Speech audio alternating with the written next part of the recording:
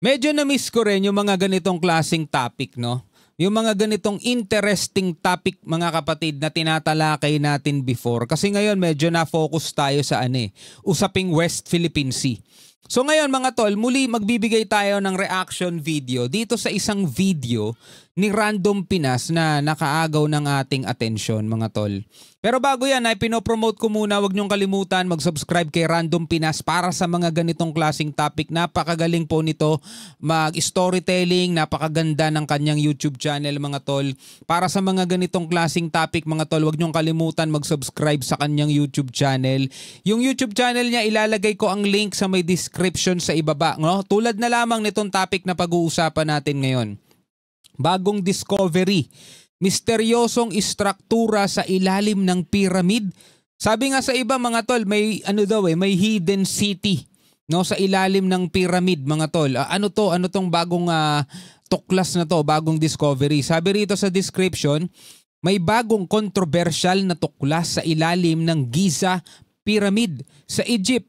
Ayon sa Khafre Project, isang grupo ng Italian researchers, may natagpuan silang malalalim na shaft, sinaunang spiral staircases at posibleng underground city, no, syudad, gamit ang synthetic aperture radar o SAR.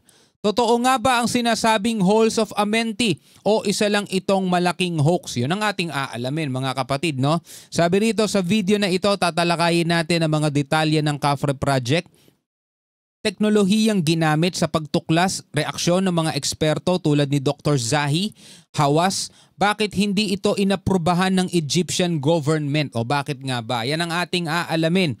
Bigyan natin ng reaction video, mga tol, and commentary. Again, huwag niyong kakalimutan mag-subscribe kay Random Pinas. Ilalagay ko po ang link sa ibaba. O, kung gusto mo itong panoorin ng buo nang walang nagre-react tulad nito, panoorin mo yan, mga kapatid, no? So huwag na natin patagalin pa, panoorin natin to. Sa ilalim ng Khafre Pyramid, isang nakakagulat na discovery ang nagsasabing maaaring kailangan nating baguhin ang lahat ng nalalaman natin tungkol sa ancient Egypt. Sinasabi ng mga researchers na nakahanap sila ng isang napakalaking underground city, mga hidden chambers, matatayog na baras at paikot-ikot na hagdanan sa lalim na higit 600 meters. Grabe. Naniniwala ang ilan na maaaring ito ang Hall of Records, isang vault ng nawalang kaalaman, nakabaon sa loob ng ilang milenya. Ngunit bakit ang discovery na ito ay sinalubong ng katahimikan at pagtatanggi? At anong mga sekreto ang nakatago pa rin sa ilalim ng buhangin? Very true. Alam mo, napaka-misteryo ng Egypt, no? Kasi mga tol, maraming istorya sa Biblia na talagang sangkot itong Ehipto. No, talagang halimbawa kay Moises, 'di ba? Doon sa mga nangyaring mga salot, 'di ba? Ang dami, mga tol, ang daming part sa Bible na talagang kabilang itong Egypt. Bakit nga ba tinayo ang pyramids? Ayon sa mga mainstream Egyptologists, itinayo ang The Great Pyramid of Giza para magsilbing libingan ni Khufu, isang pharaoh noong 4th Dynasty na namuno sa Egypt 4,500 years ago. Pero ang The Great Pyramid, walang kahit anong katangian na kagaya na makikita sa ibang Egyptian tombs. Ang The Great Pyramid ay walang mga artifacts, walang hieroglyphs, walang mga detalyadong wall arts. Pinagtatalunan na ang granite sarcophagus na nakita sa King's Chamber ay dati naglalaman ng mummified body ni Khufu. Pero walang ebidensya na nagkaroon ito ng kahit na anong mummified body. At walang maming nakita sa kahit anumang pyramid sa Giza. Diyos ang tingin ng mga ancient Egyptians sa kanilang pharaoh, ngunit hindi mukhang tomb ng gods ang The Great Pyramid. Maliit ang chambers, makikitid ang shafts, walang kahit anong markings. Ang pagkakagawa ng pyramids at ang mga materyales na ginamit ay nagsasuggest na may ibang gamit ang structure na ito. Pamilyar ka na siguro sa mga kakaibang alignments ng pyramid sa Earth at sa cosmos. Pati ang mga precision ng structure na ito ay kahanga-hanga na tila ginamitan ng modernong teknolohiya. Sa kabila ng lahat ng yan, para sa mga skeptics, ay pinilit lamang ang mga pagkakataong ito. Pero marami nga nagsasabi, may technology ng alien dyan. Para sa mga skeptics, ay pinilit lamang ang mga pagkakataong ito. Pero paano kung ang totoong misteryo ay wala sa loob ng pyramids? Nasa Kundi ilalim pala. nasa ilalim nito. Pwede, no? Kaya wala sila matuklasan o makita doon sa loob ng pyramid. Wala katulad ng mga nakikita sa mga ibang pyramid, yung makikita mo rito sa The Great Pyramid of Giza. Pero malay mo kung front lang pala yan, no? Pero ang totoong structure niyan is nasa ilalim pala. Ang unang senyales na may isang hindi pangkaraniwang bagay sa ilalim ng pyramids ay nakita noong unang bahagi ng 2024 nang ang isang grupo ng mga Italian at Scottish researchers ay nagsagawa ng isang malawakang radar scan ng Giza Plateau gamit ang Synthetic Aperture Radar o SAR. Ang advanced technology na ito na kadalasang ginagamit sa geological surveys at space exploration ang nagbigay daan sa mga researchers na makita ang nasa ilalim ng lupa ng may matinding precision. Kahanga-hanga ang kanilang natuklasan sa ilalim ng Khafre Pyramid. Ito ang mga nakita nila. 8 vertical shafts nasa 648 meters pababa, mga spiral staircase na bumabalot sa mga shafts na ito. 2 malalaking cubic chamber, bawat isa ay humigit kumulang 80 meters ang lapad. Ayon sa kanilang pagsusuri, ang underground complex na ito hindi natural formation. Ang mga istruktura ay geometrically precise na nagmumungkahing sinadya itong gawin. Ang mga researchers na pinangungunahan ni Professor Corrado Malanga nagsagawa ng isang press conference sa Italia noong March 2024. Ito'y para ipakita ang kanilang mga natuklasan. Gayunpaman ang mga claims, mabilis ay binasura ng gobyerno ng Egypt. Why? Sinabing walang ganoong official discovery ang inaprubahan o na-verify. Pero ano nga kaya itong natuklasan ng mga researchers sa ilalim ng pyramid? Sa loob ng maraming siglo, kumakalat ang mga usap-usapan tungkol sa isang nakatagong silid sa ilalim ng mga pyramids. Kadalasang tinatawag na Hall of Records ang lugar na ito. Naniniwala ang ilan na ang silid na ito ay nagtataglay ng kaalaman mula sa isang maunlad na sibilisasyon. Maaaring ang nawalang lungsod ng Atlantis o isang mas nauna pa, isang nakalimutang kultura na una pa sa Ancient Egypt. Ang Hall of Records theory ay nakakuha ng malawakang atensyon noong 20th century, particularly ng dahil kay Edgar Cayce, isang American psychic na noong 1930s nagpredict na may isang hidden archive ng ancient wisdom ang isang araw ay madidiskubre sa ilalim ng Sphinx at pyramids. Hindi sineryoso ng mga eksperto ang hula niya. Sinabing pseudo-science lamang ito. Ngunit dahil sa kanya marami ang naging interesado sa usaping ito at nananatiling interesado sa ilang dekada. Ang discovery ng grupo ni Professor Malanga ba ang unang tunay na ebidensya ng underground archive na ito? O baka naman isang kaso lamang ng misinterpreted radar data? Pwede rin, no? Kasi napakalabo din naman kasi ng mga nakikita doon sa kanilang radar. No, napakalabo at kumbaga parang interpretation na lang din nila kung ano. Kasi itong pinapakita rito dito sa ating screen, ito yung interpretation na ng mga tumingin. Kasi yung pinaka-actual, hindi naman talaga ganito itsura. Kung ano yung nakikita nyo kaninang parang radar na ito. Ito yung nakikita nila. So depende na lang sa'yo kung ano yung pagkaka-interpret mo rito, di ba? Depende sa'yo kung gaano kalikot ang iyong imagination kung ano yung nakikita mo rito. So para sa kanila, ito yun. Di ba? Ito yun. So hindi pa rin natin nalalaman kung ito talaga. Hanggat wala pang actual photograph o kaya ay video na nagpapakitang ito talaga yung nasa ilalim ng pyramid. So lamang ng misinterpreted radar data. Di nagtagal pagkatapos ihayag ng grupo ni Malanga ang kanilang discovery, maraming kumontra dito. Kung totoo ang discovery, bakit tila may pumipigil dito? Hamon kasi ito sa accepted history. Kung merong isang underground city sa ilalim ng mga pyramids, maaaring iminumungkahi nito na ang gumawa ng pyramids ay hindi ang mga ancient Egyptians. At salungat ito sa mga dekadekadang archaeological consensus. Isa pa'y takot ang Egyptian government sa looting at exploitation. Mahigpit ang gobyerno ng Egypt pagdating sa mga polisiya sa paghuhukay sa Giza. Ito'y para maprotektahan ng historical site na ito. At ang ganito kalaking discovery, maaaring makahikayat ng mga hindi otorisadong paghuhukay looters o sensationalist theories na maaari namang makasira sa historical credibility ng Egypt. Pwede. Naniniwala ang ilan na may mas malalim at nakatagong mga agenda sa isyong ito. Marahil gustong panatilihing nakabaon ng ilang katotohanan sa kasaysayan. Ayon sa mga conspiracy theories, ang mga ganitong pangyayari hindi na bago sa Egyptology. Napaka-misteryoso din naman kasi talaga no? Napakahiwaga. Saka may kita mo yung mga drawing doon sa mga dingding. Kung titignan mo siya, para talagang may mga may mga divine beings na sa sinaunang panahon talagang lumitaw no? Hindi ito ang unang pagkakataong nagkaroon ng mga claims na may underground structure sa Giza. Noong 1993, gumamit ng robot ang isang German researcher na si Rudolf Gartenbrink para i-explore ang isang maliit na tunnel sa loob ng The Great Pyramid. Natuklasan niya ang isang misteryosong selyadong pinto na hanggang ngayon ay hindi pa lubusang ine-explore.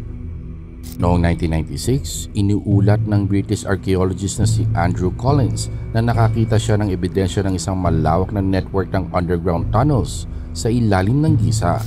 Ang kanyang trabaho ay hindi pinansin ng mainstream akademya.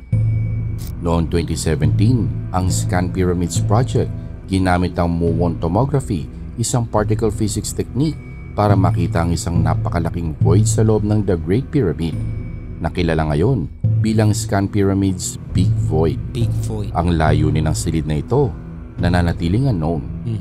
Paulit-ulit na sinasalubong ng secrecy, denials at hindi may paliwanag na delay sa exploration ang mga discovery sa Giza. At ang claims ni Malanga ay isa na naman bang kaso ng pagpigil sa katotohanan? Minsan kasi talaga, yung mga scientist, mga eksperto, may mga nadidiscover sila. Kahit ang gobyerno mga tol halimbawa na lang sa Amerika, di ba? May mga nadidiscover sila na mga unknown sa ating lahat at ginagawa nilang confidential, no? Hindi talaga pwedeng malaman ng publiko. Very top secret kumbaga. Like for example, di ba yung mga UFO na nakukunan ng video, yung mga unidentified phenomenon, 'di ba? Lahat 'yun ay secret, top secret. Iilan lang ang nakakaalam at kapag nalaman mo, medyo delikado pa kalagayan mo. Yung ibang mga nagtatangkang isiwalat bigla-bigla na lang nawawala, 'di ba? Talagang sobrang pinoprotektahan nila yung mga ganong bagay. Hindi natin alam kung anong kadahilanan, siguro para sa technology na rin, di ba? Kung halimbawa talagang totoong may alien at nakuha nila, sila na yung magre-reverse engineering nun, di ba? Para sa protection din nila. Kung halimbawa naman dito sa Egypt, merong mga ganyan, hindi rin natin sila masisisi kung talagang pipigilan nilang lumantad yung katotohanan. Baka kasi pwede talagang mabago yung history na gusto nilang, yun lang yung dapat malaman ng tao.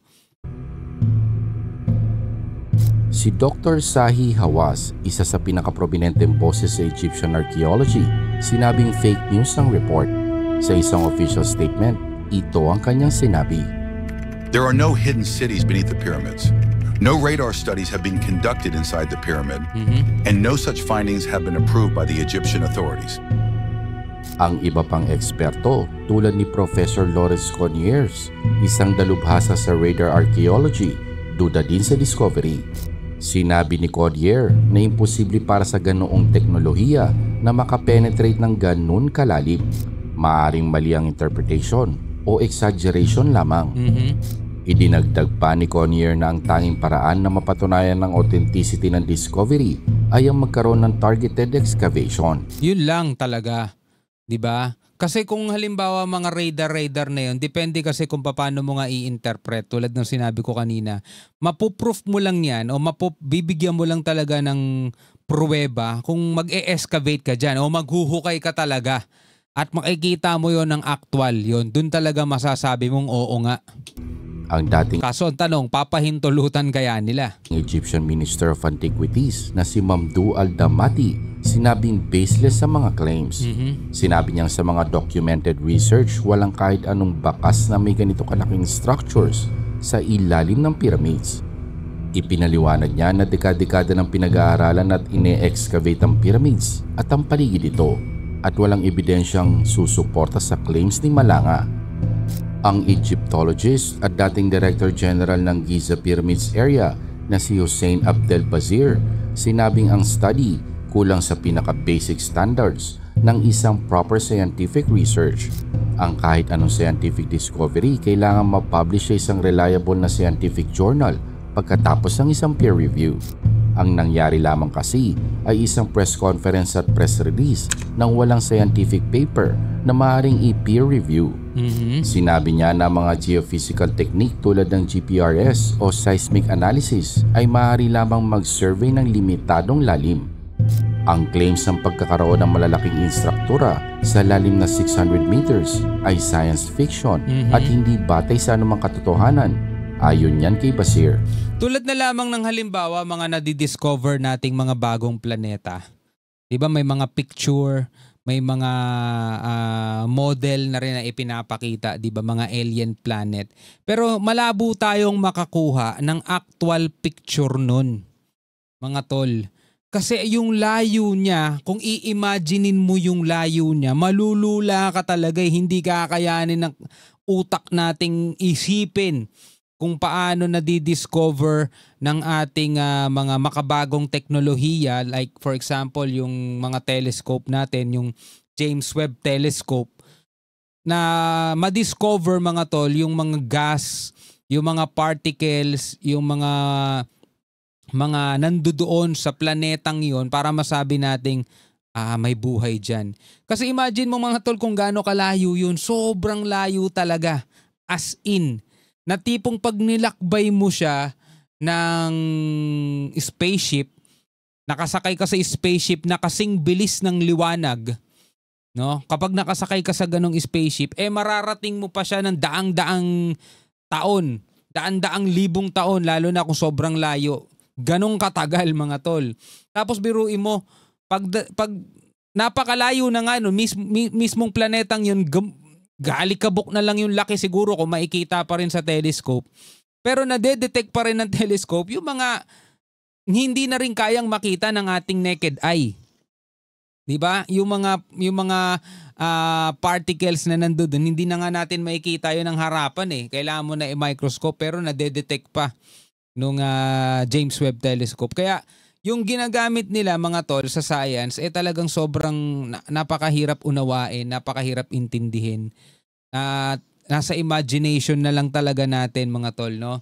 Katulad na lang halimbawa nito, itong ipinapakitang structure, ito'y ano na lang, kumbaga illustration na lang, no, kung ano yung posibleng itsura nung kanilang na-detect. Gaya nga nung sinabi ko kanina sa planeta, kung ano itsura ng planeta, ini-illustrate na lang nila sa atin. Pero wala talagang actual na picture. Isa pa'y si Corrado Malanga, kilala bilang isang UFO researcher at dati na lumabas sa mga programa tungkol sa mga aliens. Ayon kay Abdel Bazir, kapag ang ganito mga bagay inintroduce bilang archaeological research, ang scientific research nagiging promotion lamang ng conspiracy theories at populism at hindi ibig sabihin ay nakakatulong sa paghahanap ng katotohanan. Sa kabila ng mga batikos, iginiit ni Malanga at ng kanyang team na lihitimo ang kanilang discovery. Di kaya alien din to? Sinasabi nila na ang pagtanggi ng mga Egyptian authorities na mag-imbestiga pa ay kahina-hinala at naglalabas ng mga tanong tungkol sa kung ano ang tunay na itinatago sa publiko. As of early 2025, walang karagdagang excavation o official investigation ang inilabas tungkol sa mga claims ni Malanga. Ang kanyang team patuloy sa pagsulong ng recognition at further exploration. Ngunit kung walang kooperasyon ng gobyerno ng Egypt, ang kanilang mga claims mananatiling maiiwan sa mundo ng mga haka-haka. Ito yung mga nakukuha nilang mga radyo. Kasi titignan mo talaga, ito pyramid. Tapos may nakikita silang mga ganyan. No? Kasi kung magkakaroon ng excavation dyan, syempre, masisira yung matagal na nilang iniingat-ingatan na na artifacts, mga ganon. Matagal na nilang iniingatan yan eh. Masisira lahat yun mga tol. Para sa panibagong discovery. Kung mali pala, di sayang, nasira. Hindi mo na may babalik sa original yan eh. Kapag halimbawa hinukay na nila. Ngunit kung walang kooperasyon ng gobyerno ng Egypt, ang kanilang mga claims mananatiling maiiwan sa mundo ng mga haka-haka. Titingnan mo yung ilalim mo. Ang kanilang mga claims mananatiling maiiwan di ba? Parang mga siya, parang mga poste sa ilalim. Sa mundo ng mga haka-haka. Kung totoo may underground city sa ilalim ng Khafre Pyramid, babaguhin itong nalalaman natin tungkol sa ancient history.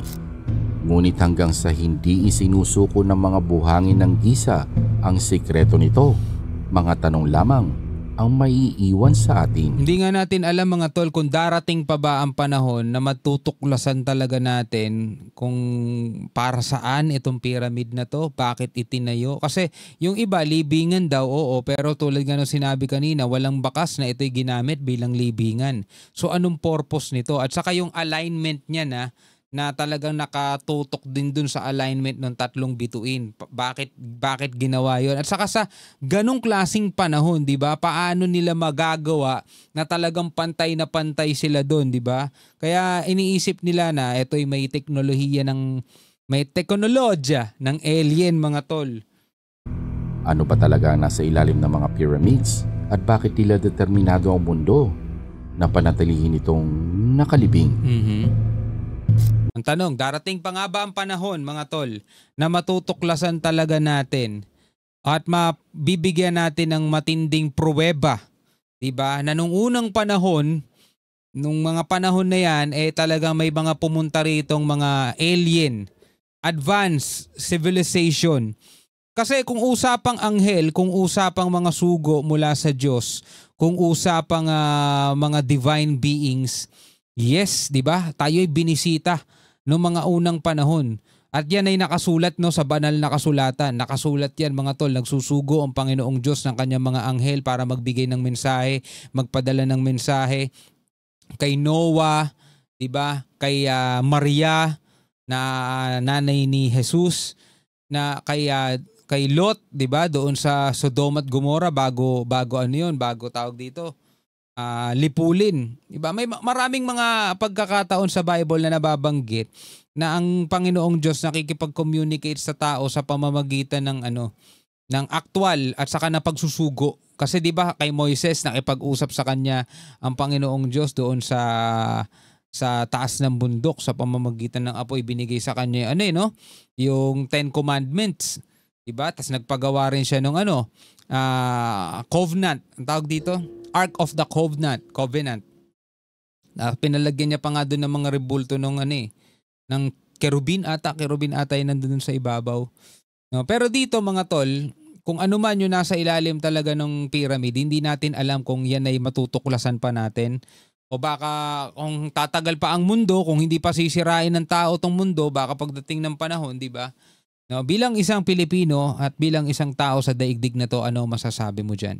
Comment ka na lamang sa ibaba. Hanggang sa muli, ako nga pala si Shobaldi. Peace out.